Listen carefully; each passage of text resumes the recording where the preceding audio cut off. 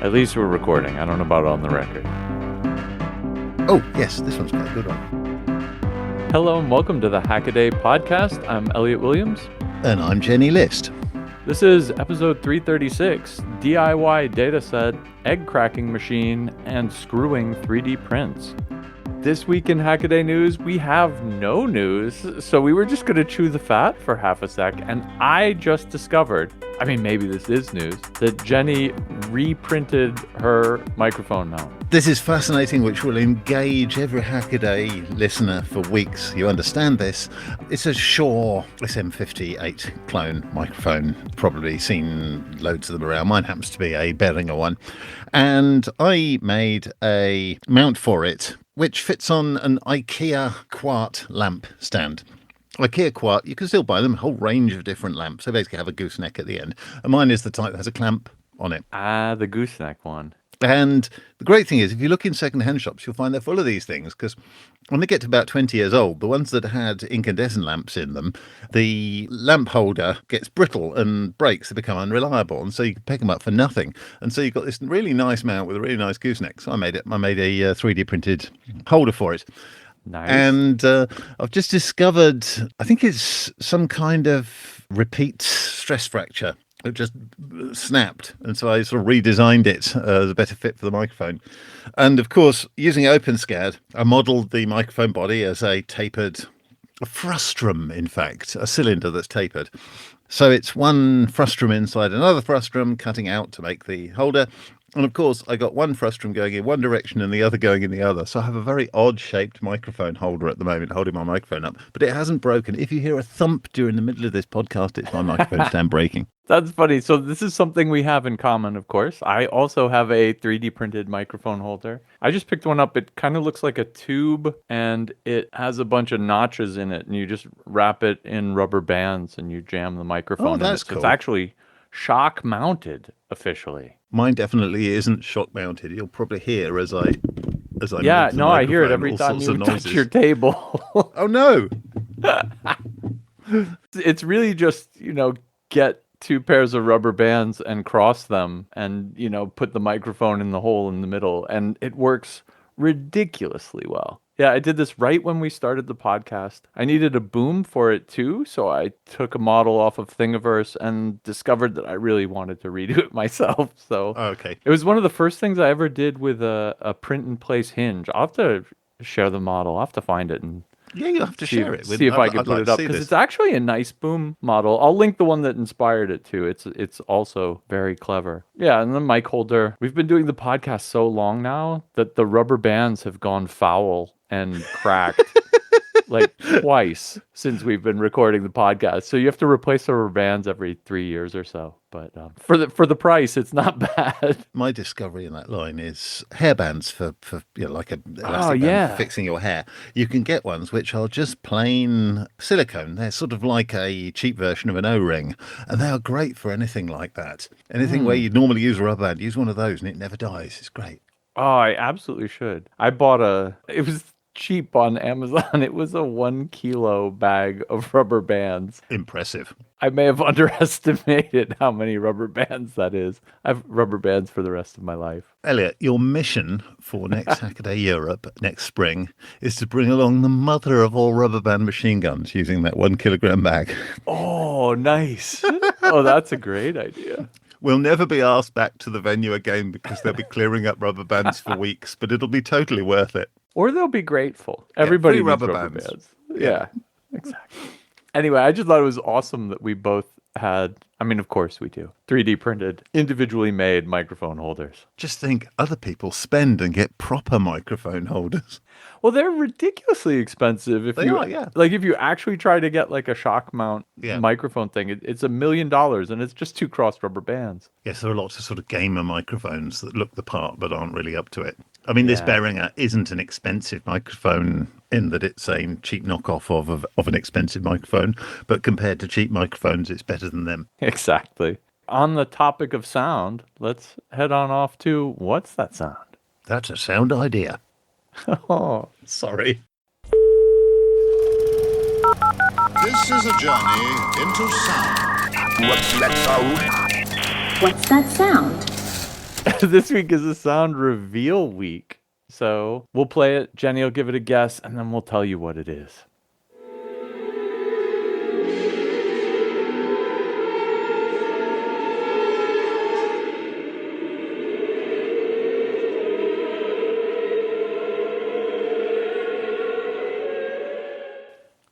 Well, that is clearly an orchestra. Mm-hmm.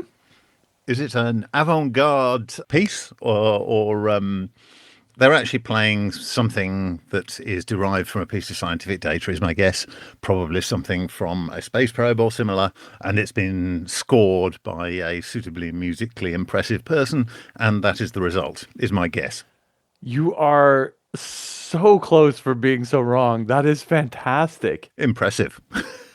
And this I learned in the correct answers. Thank you, people, for schooling me again. It is actually, the piece is called Lux Aeterna, and it's by György Ligeti, Okay. 1960s. And so, yeah, you're right. Avant-garde, high-toned composer. It was used, however, in the Stargate sequence in 2001: The Space Odyssey. Oh. So you're not wrong about space either. I'm just completely wrong about what it is. Never mind. I was trying to be too clever. No, that's beautiful. Thank you very much. I didn't realize it was actually like real music, and it's an actual piece, like written out music, and it sounds like everybody is just singing all sorts of crazy random dissonant notes, and that is actually in the score. And they're actually trying to sing in quarter tones as well, so they're singing like in between the notes on a keyboard basically, and all close to each other. It's got to be incredibly difficult for the choir to sing this. Like, if you've trained on 12 notes all your life, it's hard to hit the like 14th one. But apparently they do. It's used to great effect. I mean, it builds up this crazy tension, and it goes on for quite a while, right? Like, I don't know. I mean, it wasn't an unpleasant sound. It was, yeah.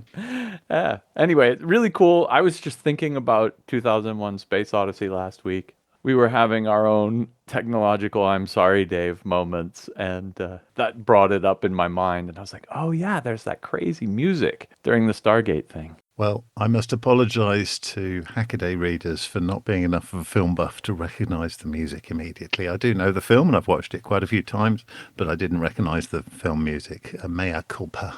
It didn't take Al Williams half a second to say 2001, by the way. I'm not worthy.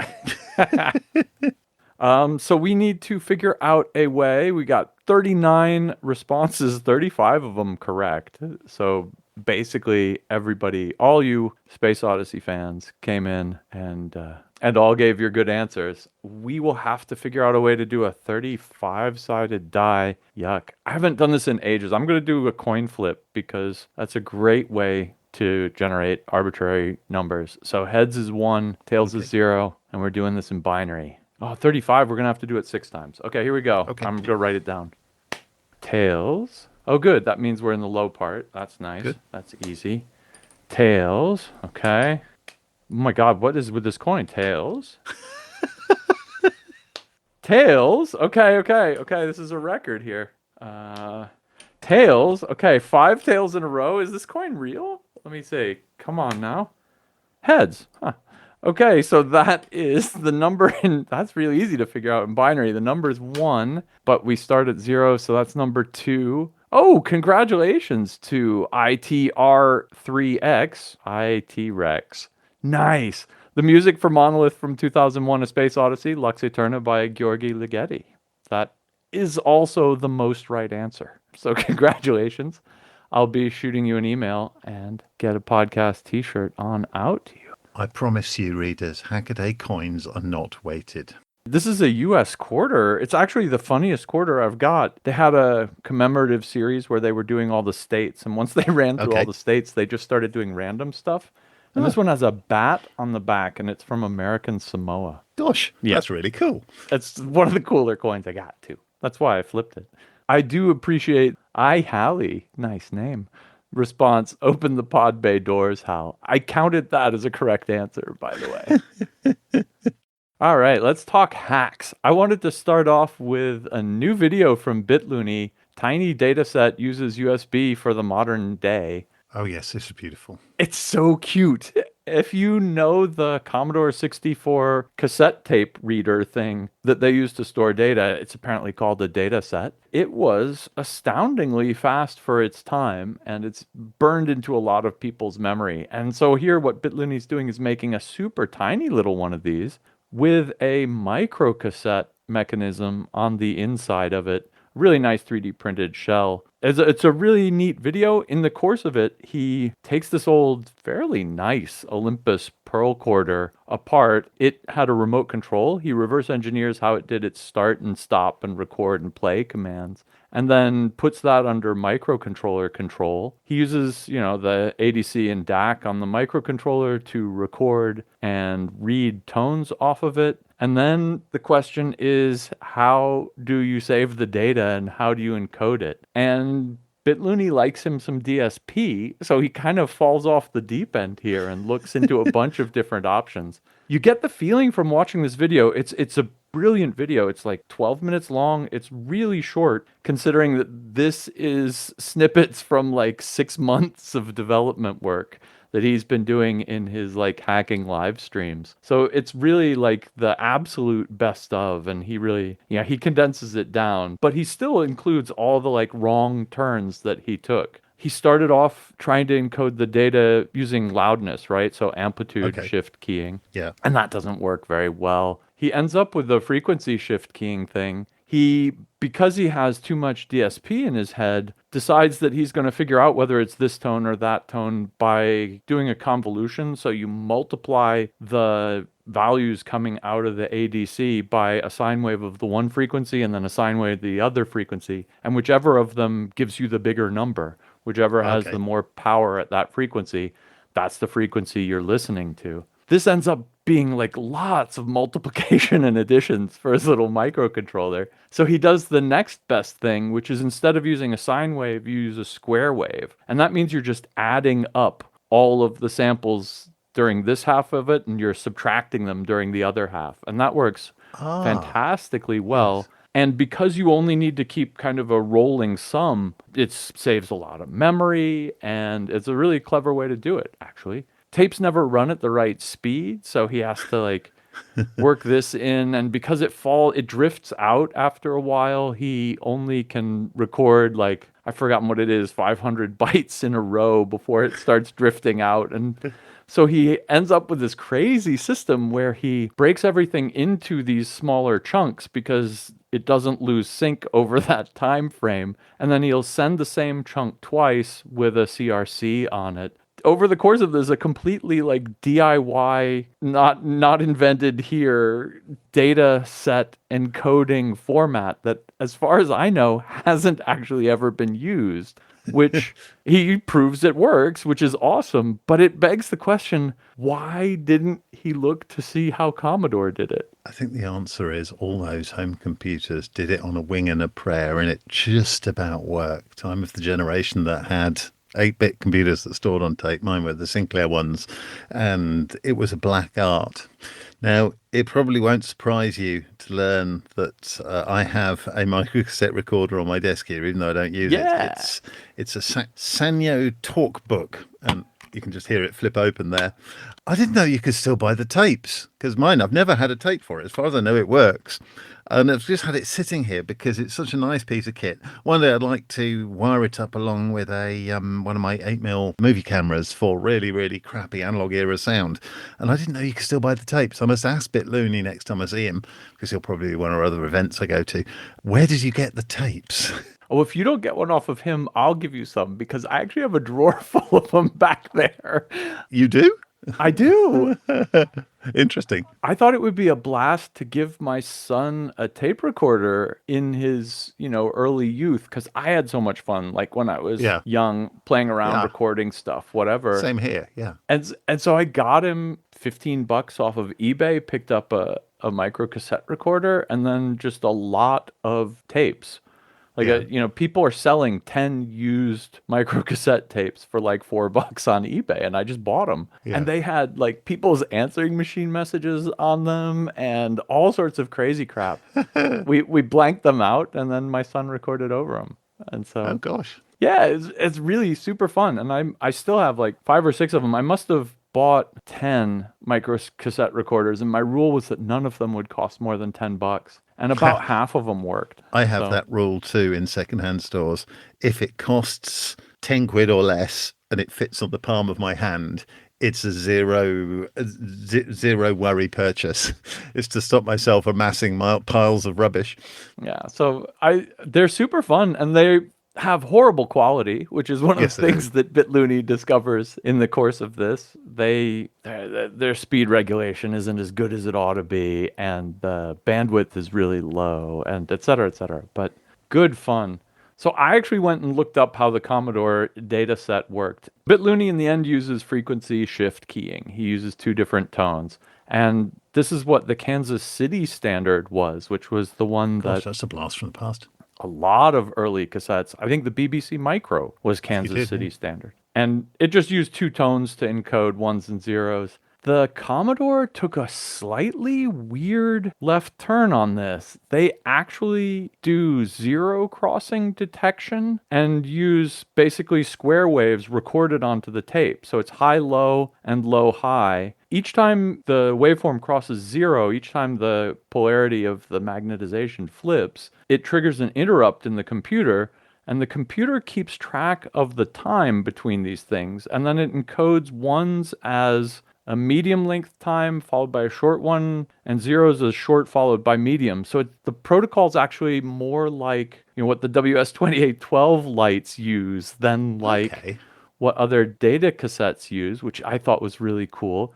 They have an extra third sign, which is a long one that they use as a start of a byte header. Okay. And then the craziest thing, so although this is the official Commodore Datasette standard, it's not actually what most people used because of a company called TurboTape that produced a boot program that instead of doing long, short, short, long encoding, actually just read every long as a 1 and every short as a 0, or vice versa, for all I know. I vaguely remember this Wrote product. a little bootloader at the beginning of every tape program to make it interpret the rest of the tape this way, which you could do because all of this was running inside the C64. The only thing coming out of the tape recorder was the timing of these interrupts was, hey, it's been a 0 crossing, hey, it's been a 0 crossing. And the rest was done in software, which meant that TurboTape could be really clever and put their own layer over this that doubled the bit rate, essentially. I remember something about this from the time. How crazy! There was also some tape recorder that allowed you to load at 4 times the speed, I seem to remember. An actual physical tape recorder. Oh, right. Was there? Was it pushing the tape? Was it just pushing the tape along faster? I honestly don't know. Readers will know. Readers will know. What was really great about BitLooney's was, A, he makes up his own like totally random protocol, which I think is cool.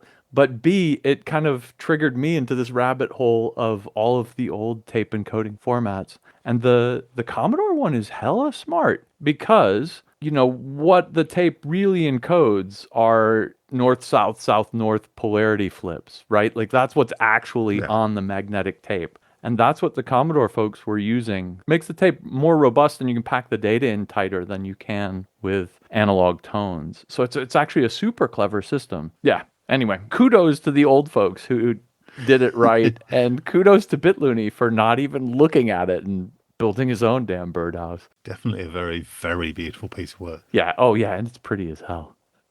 Cute. So next up, I am bringing you a piece from Aurora Tech, and it's a video looking at the pros and cons of upgrading your Prusa Mark 4S to a Prusa Core 1 versus just buying a Core 1. There are a lot of arguments in there to do with Prusa printers, and they're all made very well. But for me, it sparks a more interesting discussion. Early on in the time of 3D printers being a hobby item, you expected that you had to do a lot of tweaks to your 3D printer. You probably built it back in the beginning because of RepRap projects and things like that. And that carried on, certainly through the last decade. If you bought a 3D printer, very few people ran their 3D printer stock. And there's a discussion to be had here because I see that persisting.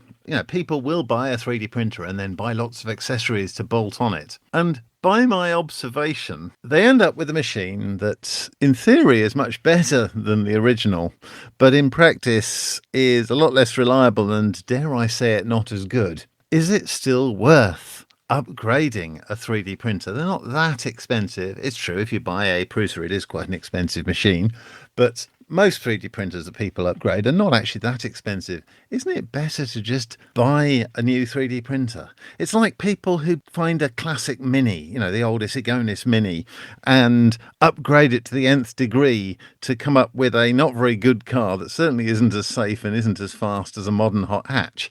Why do you do it? And there's a question we should ask in our community. Why are we doing this to 3D printers? Why are we buying our Crealities or whatever and covering them with extra bits when we could just buy a better 3D printer? Over to you. Oh, I love the question. That's absolutely brilliant. We were actually talking about this a couple nights ago at the pitch meeting. Al brought it up. I mean, I think nobody is pimping their 3D printers anymore. I think they're basically functional enough now that people just aren't doing it anymore. Well, I'm certainly seeing people doing it, but generally with the Chinese ones, it's true. Yeah, but those are the sort of people who would take not their old cult car, but their modern car and, put fancy wrap on it or something. These are these equivalents. These are the let's put more LEDs in my computer case people, right? You don't need to do that. You can buy a computer case with LEDs in it off the shelf right now. Mine came all riced out and it was the cheapest thing I could buy. So, yeah, I don't know. And I think printers, my previous bought printer was an ANET A8, and that thing is horrible. It's basically a 3D printer kit, and you have to fix a lot before it becomes workable. And so there was, like you say, this whole aftermarket parts for the ANET, right? And now you just get a decent middle of the road printer, and it's good enough that you don't have that incentive anymore. So I don't know. I'm thinking of particularly people who buy the newer Creality printers. Which are a decent quality budget printer. Absolutely. And I actually have a Creality printer. It's about 4 years old now, a Ender 3 Pro. And mine is completely stock. And it still does just as well as it did when I got it. And it's not the best printer in the world, but I paid under 200 quid for it. Yeah. And I was just thinking of the number of people I've known who've told me I must have the 32-bit controller or the glass bed or the sensor for leveling the bed, etc. and stuff like that. And I don't disagree. Those are all great things to have in a printer. But if I'm spending that much money, I really would go out and buy a Prusa Mini instead. I mean, I think back to the original question, the reason to upgrade it is that it's, half the price and you have some of the stuff, but also really just that you want to do it. I mean, fair enough. There is that, the joy of spannering. So I don't know. I think it's really cool that the Prusa line offers you this upgrade path. That is true. It is cool. Although the step here from a printer that's, based on rods and linear bearings and stuff to one that's based on, nice rails and everything is it's like a totally different printer. The only thing I think left over is maybe the motors. I don't even know what is common between them at that point. It's true. I mean, the core one is all enclosed and everything, and it's not so much screw these bits on. So when there were two versions of the Prusa Mini or the i3, different versions of the i3 or whatever, where you would get a kit of bits and screw on a better extruder or something. It's a lot more than that. That old upgrade path made more sense to me. Hey, we've improved the extruder. Do you want to buy one? And, bolt it on your current one. Here's how you do it. I think that's a really cool service. And I think that does, push people in the direction of improving what they got rather than throwing it away and buying the next new shiny. So, I definitely respect that. And you can save. It's half the price if you've already got the one sitting there. That cost is sunk, right? It's true. At that point, the new hotness is a $500 printer instead of a $1,500 printer or $1,200 or whatever it is. Maybe it's because I grew up around a small blacksmith's business. You bought a tool and you used it as that tool. And if you did anything silly with it, you might break it and you wouldn't be able to use it as that tool. So I would see it as I already have a really good Prusa printer. If it ain't broke, don't fix it. But that's possible. I'm lucky enough that my hackerspace they use Prusa printers and they have a Prusa XL and a combination of two Prusa Minis and a Prusa XL at my hackerspace. I almost rarely need my own printer anymore. All right, my next hack comes from Make TV. Lightning talks on time with this device. Lightning talks are 7 minutes long. He approaches me, he says, "Hey, I want to make a timer for the lightning talks. Can I do that?" And I'm like, "Yeah," because I've seen a bunch of Make TV's projects before, and a lot of them have been giant LED matrix displays that are really fun. He made one that was a cylindrical LED display, and he had 4-player Tetris simultaneously around it. And it was just a really I think I saw that. yeah, he brought that to Hackaday Europe Yeah. 2 years ago, 3 years Yeah. ago. Yeah, that was super cool. We actually have pictures of it, I think, with he was running the wrencher on it. Trammell Hudson ported his video library to it before the event was over, Oh, so it could nice. actually display videos and stuff. I mean, you give people a bunch of LEDs and they make something cool. So this is his lightning talk timer, and it's a marvelously polished device. Yes, looks like a product. And one of the really cool features of this, the whole case is 3D printed on the outside. Inside, it's also got like a frame that holds the electronics, basically. The individual faces are a 5x7 array, and there are, of course, 4 of them around the outside. And the way he printed them, they look stellar in person. They've got integrated diffusers that he 3D printed in there. Yes, that's nice. Individual LEDs are made out of white PLA, and then there are separators in between them out of black. And he actually did this as a 2-color print. He found when he did the first version that the white bits were falling out, like the white PLA didn't stick as well to the black as he wanted. And so he did this really clever trick where he printed them a little bit wider on top and then printed the black around it so that it kind of encases it. It's like they're little windows okay. in a window frame on there. That's cool. And it actually looks like that, and it actually is like that underneath the hood. That's just beautiful. The funniest thing is it's got a little tube that has a ball bearing in it and a little mechanism that lets it go. So on one end, it lets it go and it catches it on the other. It drops, and as it goes down, it hits a bell on the inside of the device. Yeah, so that this was was very nice. to let speakers know when they have 1 minute left. It goes bing, and it resets, of course, by gravity. You flip the thing over like it's an hourglass timer. Then, of course, the ball's up at the top and ready to drop again. So that was really cool. The accelerometer did the resetting of the timer. Besides the build here, which is really stellar, he had a lot of fun working on the software for this. So it does things like auto reset, and it had a bunch of different graphics modes. One that looks like an hourglass, which was particularly fitting. One that just counted the numbers down. One that did this crazy spiral pattern that I think a lot of people in the audience didn't understand, but it looked really cool. It was just great. And the last thing I want to say is the case is printed together. It's assembled. There were a bunch of screws holding it together, actually. And then this big screw off like manhole on the bottom of it with 3D printed threads. And that's just clever because it uses a regular power bank inside to power it. And, you just unscrews the bottom of it, can open that up, pull the battery out, put a new battery in, screw it back together. It's not like the thing unscrews. It's just like a little access port on the bottom, and it's a lovely detail, and it's something you'll want to include in devices you make, I think. So give this one a check. He did a great write-up over on IO. There are 2 things about that project that I like. One is that power bank. I think we're reaching the point now where there's no longer any need to have a bunch of lipos or something and a balance board or whatever for your project.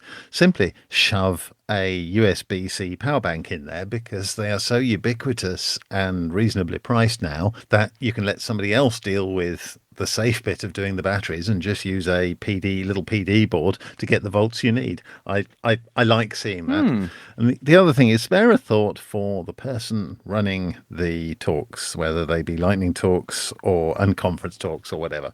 Elliot will know this. If you are at a Hackaday conference, you end up at some point, you are the person trying to give them the signal that the time's there.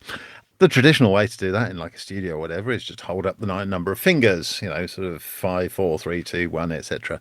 But invariably, the person giving the talk is very nervous because they're not used to talking to people, doesn't know what you're doing, and gets really flustered by you trying to signal to them. And so this device is really cool because it has a user interface that virtually anybody can understand. And unfortunately, it seems that I personally do not have an understandable user interface. So I like this. I look forward to seeing it again next year.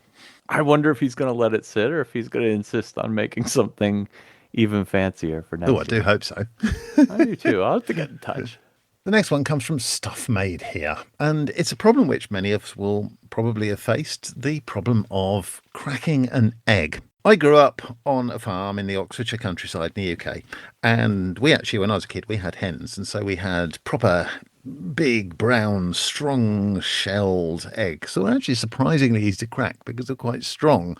And once you crack them, they didn't shatter into thousands of pieces. They just broke quite evenly, and you could tip the egg into the bowl or whatever. But I find that particularly recently, I don't know why this is, but commercial eggs, the shells have got very, very thin. It could be something in the feed that they're giving the chickens that has changed over the years. Basically, the composition of an egg shell and its colour and everything comes down to what you feed the chickens. But cracking an egg now is a bit of a hazardous process because you never know whether random bits of egg are going to go everywhere and random bits of eggshell are going to shower into whatever you're trying to cook, and then you have to pick them all out. And what Stuff Made Here has done is he's made a machine for cracking eggs. Now, you might think this would be quite a simple device to make, but oh no, because it's quite complex to make something that cracks an egg safely and without throwing egg everywhere and without throwing bits of shell. And what he came up with was something that holds the egg at each end, scores round it, taps it to break it, then pulls the halves apart and finally ejects the halves, neatly cut out egg halves. But in that simple sentence lies an engineering odyssey of fantastic complexity. The cups that hold the eggs are silicone, and he goes through a whole load of different designs because they have to be stiff but also flexible in a side-to-side axis. He starts using a spring to release the eggs and then finds he's sort of releasing the eggs in many parts. And so he shifts to a little compressed air thing from a syringe. And his tapper and scorer mechanism, he has to make basically a mechanical control system for it to precisely regulate what it does. And he ends up with this handheld but very chunky device where you have to pull back a spring for the air to hold the shells, and you have to crank it, and you have to flip between arms to let loose the shells. And his wife quite rightly says that it's not entirely practical, but it's a fantastic video to watch. It's a very engaging process. I'm impressed that he made a machine that could actually crack eggs as well as it did. There is probably some extraordinarily simple machine they use in the catering business that does it in a completely different way, but I liked watching the genesis of that machine.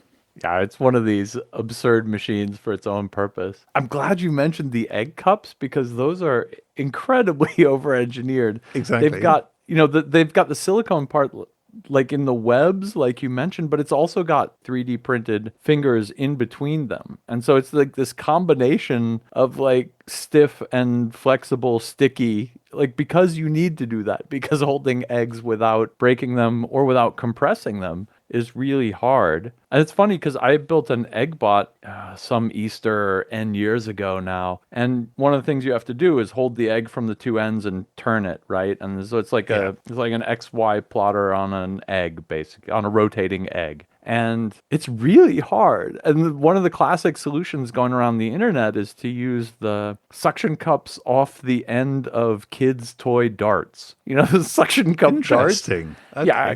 And I'm like, oh yeah, I totally have those lying around the house. So that didn't work. And so then I 3D printed some egg cups, but all eggs are different. And like, that's the other thing you learn in making one of these. And so I did that and that failed. And so what I finally settled on was like 3 layers of bike inner tube, the rubber from the inner tube of a thing. And that with plus, tightening it down just right, but not too hard, would hold the egg really stiff. And I was thinking about that here, but of course, if he did that, once he goes around it with his scoring thing, the egg just collapses in on itself. And yes, it would do. He's a total mess, so he can't even cheat like that. Hard problem. But a very cool hack. All right, well, last up for me is an art piece by Nicholas Roy. This plotter knows no boundaries. This is an awesome set of little two-wheeled robots that basically drop a dry erase marker on a dry erase board and draw around. In the process of developing this, Nicholas kind of rediscovers logo and some of the more arty stuff that they did, Simon Papert and them did with the logo language in the early days.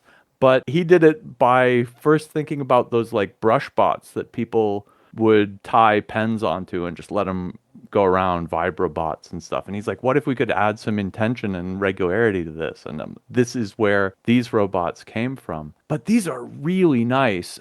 One, he's got the precision on these down well enough that they can like reliably draw right angle-y squares, which is pretty cool. Yes. And so his artist brain then goes, oh, what if I have it move somewhere, draw a square of a random size, move somewhere else, draw a square of a random size, and just kind of repeat this. And that makes a really neat random pattern. Like, I don't know, we have some screensavers that used to do that sort of thing. Yeah. And then he's pushing it and he's like, well, you could have one robot that has an eraser on it. And so it turns it into like a robot battle. You have the ones drawing and the ones erasing. And that ends up being pretty cool. I was reminded of Pixel Flood. Yeah, right? That one ends up being really subtle. He has a bunch of robots doing squares that are drawing and a robot doing big circles that's erasing it.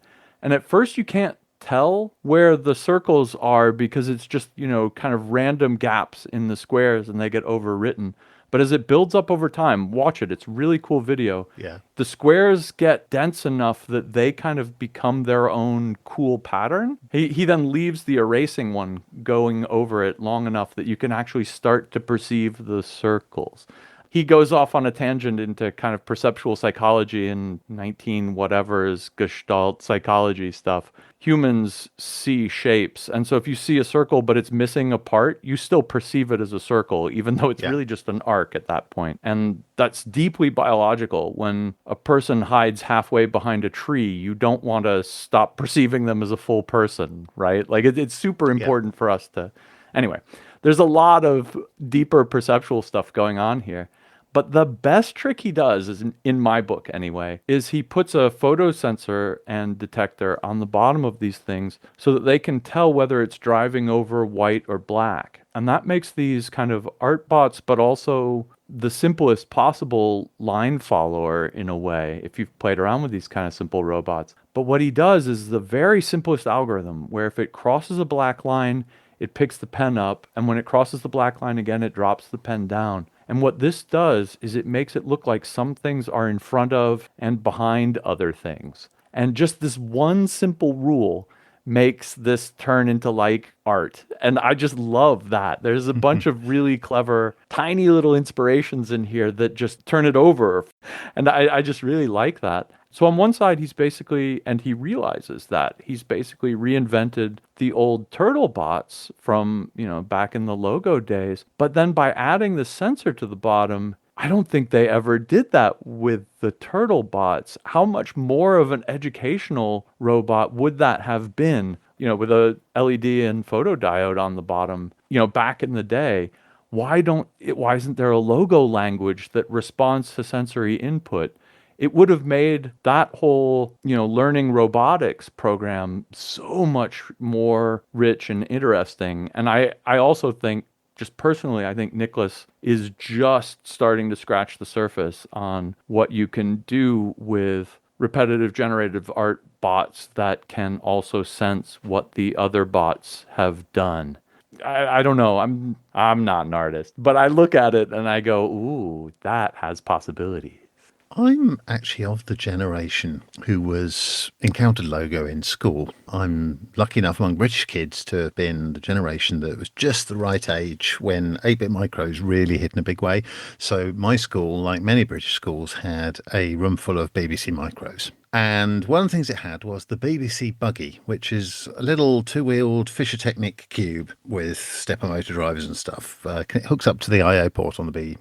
You had logo with it, and you could do all this stuff. I cannot remember. I really was trying to remember whether it had a light sensor. I can't remember. It certainly had bumpers and little micro switches so you could detect obstacles.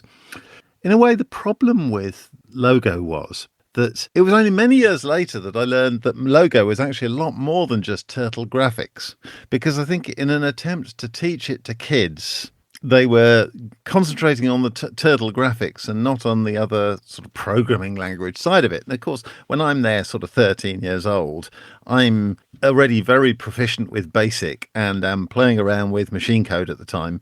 I had a Sinclair machine, so it was Z80, but my friends with 502 machines were doing the same thing. I remember looking at Logo and thinking, well, it's a really cool little robot, but this programming language is really useless. All it does is graphics, not really understanding that it could do other things. And meanwhile, I was turning back to BASIC and machine code and continuing on in the way I did. I know that was the attempt. It was an attempt to teach programming languages to kids with a fun language that did graphics. But maybe the way it was taught, certainly to me, made it seem a little too much fun and a little too short on actually doing things, which is a shame. Maybe it's a missed opportunity. Oh, that's a great take. I thought you were going to go down the path where you got to do it on a computer, which like I did, but they never actually had the physical robot, because that to me is the coolest part of the old like Logo turtle idea. And it sounds like the bot you had was exactly that turtle, right? Like that actually physically drew. And I think that's just so much more compelling than what I had to do, which was to just use Logo to draw lines on a computer screen. I mean, it was cool enough. I had fun, and we all did the things that middle schoolers do when they get allowed to draw arbitrary things. But it was super fun anyway. And I still think that even just as a drawing language, Logo/turtle/whatever is pretty good. I mean, given that it's got like 4 primitives, it's got like turn and go and pen up and pen down. But, given this extremely limited set, if you can write macros over this and if you can do recursion and stuff, you could do really cool stuff with it. So I still like that, but I would have killed for a Logo that had some sensing feedback. And that would have been like 8 lines of code to add that into the computer Logo simulation that I was using, and it didn't have it. What the hell? Well, it's like so many things. If I came back to that knowing what I know now, I would get so much more out of it. Right.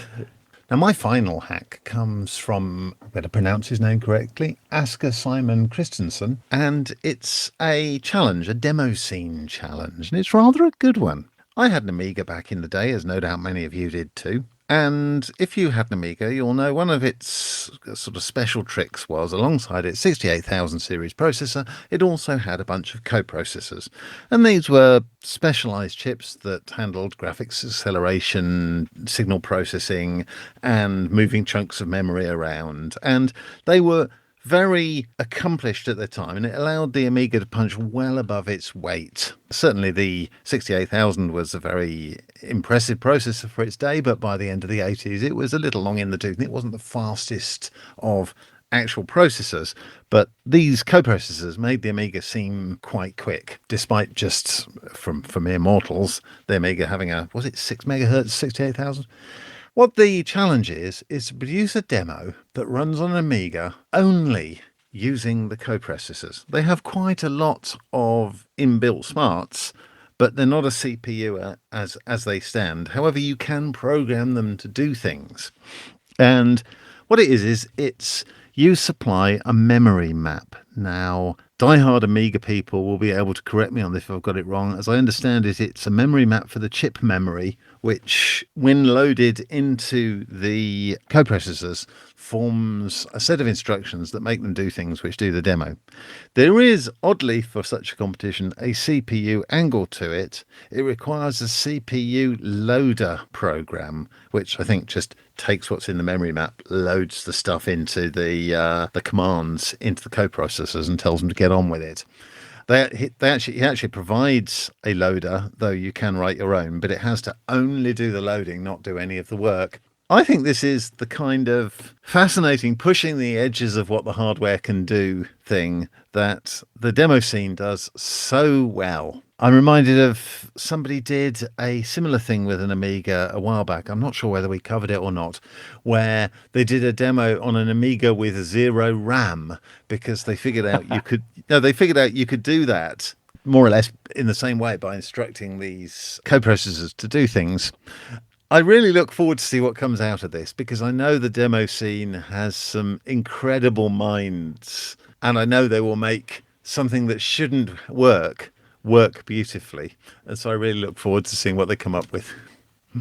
It is really cool, and it is like, yeah, it's a step closer to the metal, cutting out the CPU middleman. That's so rad. That's pretty fun. The demo scene, it's like our sister community. And Yeah, I right? always think of their events as like hacker camps, but with better music.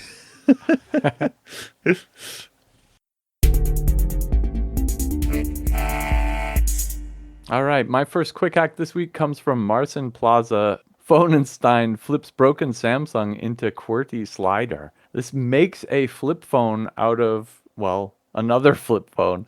It's really cool. He just completely takes it apart, puts it in his own housing.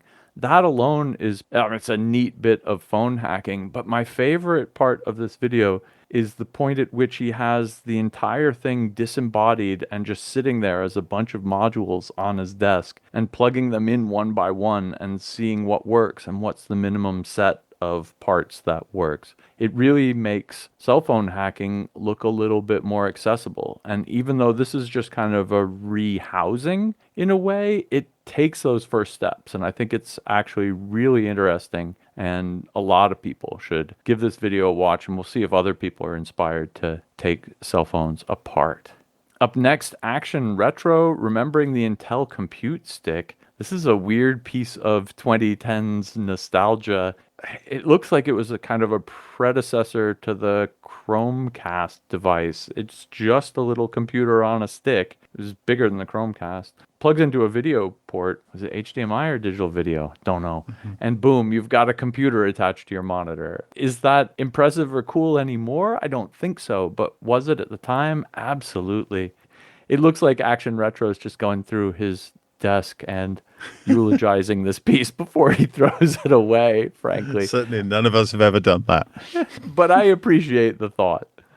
And if you don't want to throw it away, Gregory Charvat shows you what you can do with your old inventions. Old projects, memorialize them into functional art. So Greg has worked at MIT. You've seen his articles on Hackaday. He does a bunch of DIY radar stuff and wrote a bunch of articles for us. Check out Greg's name on Hackaday and you'll find a bunch of really awesome DIY radar devices. But here he's mounting up projects spanning from his childhood to the modern era on a big piece of aluminum and blinking all the LEDs that can blink and using all the switches that can be switched to make essentially a really cool looking clock. It's not the fanciest build, but it's an awesome kind of memory board of where he started and where he's at now. And I think that is a pretty cool idea. Take them out of your closet and put them up where you can see them, and it'll remind you of how much you've learned and where you came from. And last up, real quick, Matthew Bucchieri's Microsoft removed WMR headset support, no problem. If you had a Windows mixed reality headset, it got discontinued. The Oasis open source software project is here to save your hardware. So if you're one of the people with this device, this keeps it running. I just love to see this kind of hacks. First of my quick hacks came out of the blue. Microsoft have open sourced the version 1.1 of Microsoft Basic for the 6502. Now, that's the Microsoft Basic which shipped with machines like the first Apple II or the Commodore PET and I think the Kim one. I'm not sure whether this was the one that went in the Apple one too. And it's just out of the blue being released on Microsoft's GitHub with an MIT license. Oddly, there is actually nothing new to the community here in that this source has been floating around for years, but it's now officially open source so that you can do things with it. Unfortunately, it's not the extended basic, Microsoft Basic that you would found in later machines such as the Commodore 64, because I believe it may be the one that Jack Tramiel did the infamous deal where he bought as many copies as he wanted of one basic, so subsequent Commodore computers have an ever older basic as a result. But anyway, if you are into Microsoft Basic history, go forth and knock yourself out.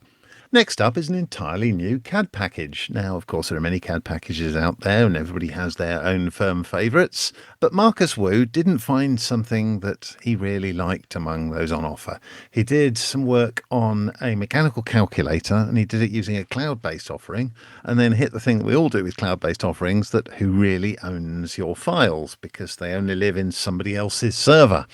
And so instead of just switching to another CAD package, he wrote his own, and it's called MakerCAD. And it's a code-based interface, so similar to OpenSCAD, but there the similarity ends. It's got constraints, and it can do, or the idea is it will be able to do more things than the relatively simple things that OpenSCAD offers. I'm not a CAD expert, but if you are, go forth and have a look. It's obviously very much at the early stage of its gestation at the moment, but it works and it is capable of producing models. And if you're interested, you should go forth and go and support it. For some reason, I'm saying the words "go forth" a lot this evening. And finally, Dave has a robotic canoe. And this is an open canoe, not a kayak-style canoe. And the picture is of him lying back in it, relaxing, while two robotic arms, and these are pretty standard desktop robotic arms with paddles, paddle him about. And this tickles my fancy in a fantastic way, because I'm immediately thinking of Mickey Mouse in The Sorcerer's Apprentice. It's exactly the thing that Walt Disney would have made a canoe do. And if I had been Dave, I would have made it this way, but I would have given each robot arm a sort of slightly plump white glove with 3 fingers holding the paddle, because it just needs that. I love this hack.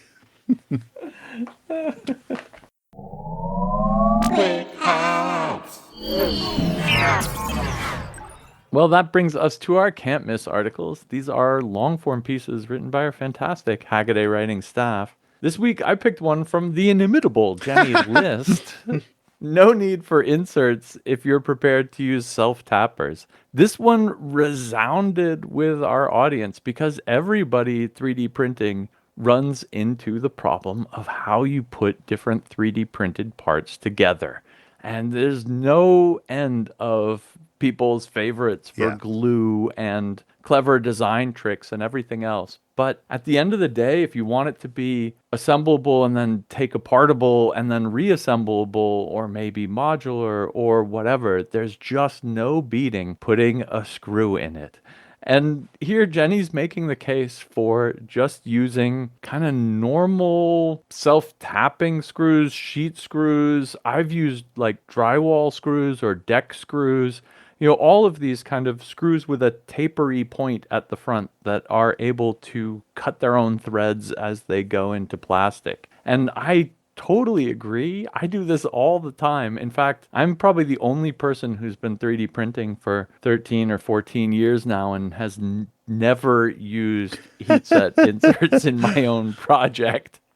I just never have. I'll print a hole and then I'll tap it with a regular tap and use machine screws. And I actually like that a lot for things that need to be taken apart and put back together. But even if you're very careful, you could just use deck screws. And if it's something big and mechanical and you need to just adhere 2 faces together and you're not planning on taking it apart, it's not a hatch, you're not opening it all the time, you just need these 2 bits to go together, absolutely nothing beats just a regular old screw. And I'm totally with you here. I mean, this started mainly because, of course, I'm a cheapskate, and when I first needed to screw 2 parts together, of course, I knew the best way to do it is with a brass insert, but I didn't have any brass inserts, and I certainly didn't have the nice little press to do them with.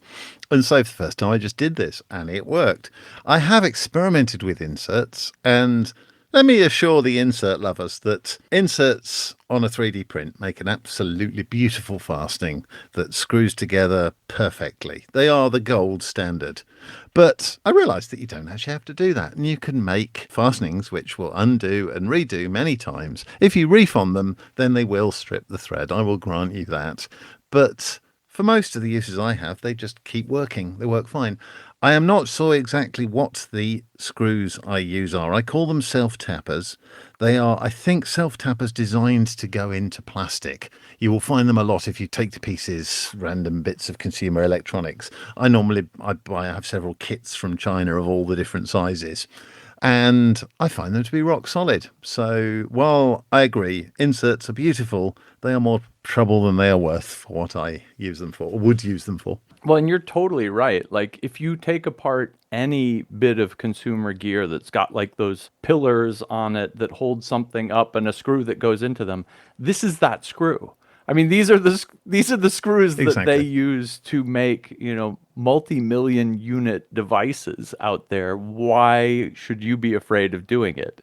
And the answer is you absolutely shouldn't. And that's totally right. You can worry about getting the hole size right. And the commentators went wild on this one. Apparently, there are different pitches and widths of the like flutes on Oh, I'm the sure there are. screws for different plastics and things like this. And if you go look in the McMaster car catalog, you can like measure the hardness of the plastic you've got and the thickness of the walls and get the exact screw that's exactly engineered to go into it. I just use any old screw. Or you could use whatever wood screws you got in the basement. That's been the Yeah. case I've taken. So I said this in one of the comments, and I'll say it again. For things that go together once or twice, I love these kind of screws. Absolutely. For things that need to be screwed repeatedly together, I'll do a hole and I'll tap it to fit a machine screw. And that feels like you're getting away with murder every time you take it apart and put it back together. It really feels like threads in plastic shouldn't hold up that well. But I realized that after I wrote my comment, we have a dog poop bag holder that screws apart on an M4 thread. And we've had it for 3 years now. And we change the bags out on that once a week at least. So it's been screwed and unscrewed 150 times, and the threads have not given up. So if you're a little careful with it, even just like a tapped hole in plastic can be just fine. Then come the heat threads, and if you're a cheap bastard like me, you just use hex nuts and you embed them in the print. I mean, it even works with bigger threads. I have in my hands at the moment my little monopod camera holder. It's like about, 7 or 8 inches long, and it's a handle that screws into the bottom of the camera. It's got a pointy end with a metal end on the bottom. And the idea is that you can hold the camera with it, or you can hold it on a surface for some stability.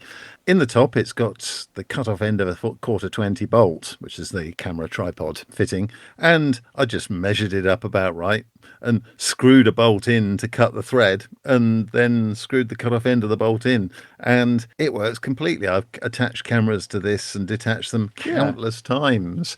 You can buy quarter 10 to 20 inserts, and they are great, but in this case, why bother?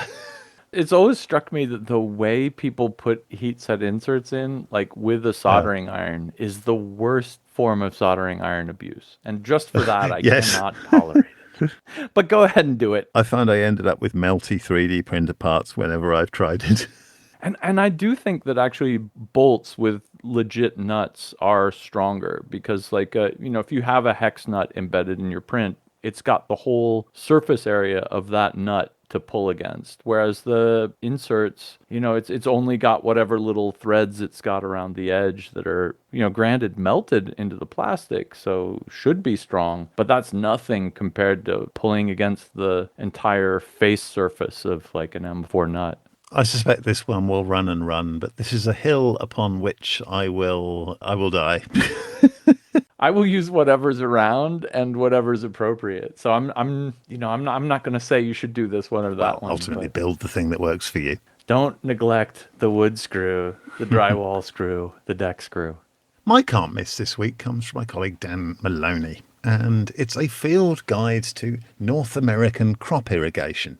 Now, first of all, it's worth it completely for the Joachim art. It took me a little while to sort of notice it. Thank you. But he's rendered a Hackaday Wrencher logo in irrigation crop circles, which when you see it, it's absolutely beautiful. But it took me a minute to see it. I come from a rural part of the United Kingdom. I grew up on a small farm, and I grew up somewhere where you don't irrigate. I grew up somewhere, a wet country where it rains quite a lot, and I grew up on heavy clay. So instead, we drained everywhere. The sound of a 1970s summer in Oxfordshire was that of a drainage contractor installing yet more pipes.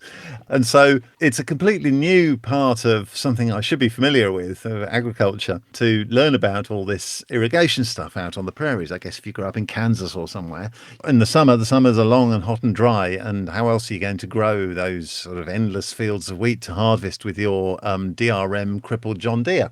Dan goes into great length about the technology that runs the big circular irrigation systems, where you've basically got a very long boom on wheels that goes around in a big circle, and in the centre is a pivot. And that's pivot irrigation, isn't it? Of course, with a pipe that sort of pushes up the water into the boom. I believe originally the first versions of this were actually powered by the water flow itself. I seem to remember reading somewhere, and they would usually also have some kind of wind pump in the middle. So obviously the modern versions are much bigger and are electrical. And it's a fascinating read for me because, of course, I've seen these things. I've looked on Google Earth, but I never actually looked one up close because it didn't happen where I grew up. So I've never looked at the technology, and it's a really good read. And then we go on to much simpler versions, which just sort of walk across a field. And I've never seen those either. The things you miss by growing up in the wrong place. Versions where it's on a wheel from a big roll of hosepipe, and the big roll of hosepipe reels it in.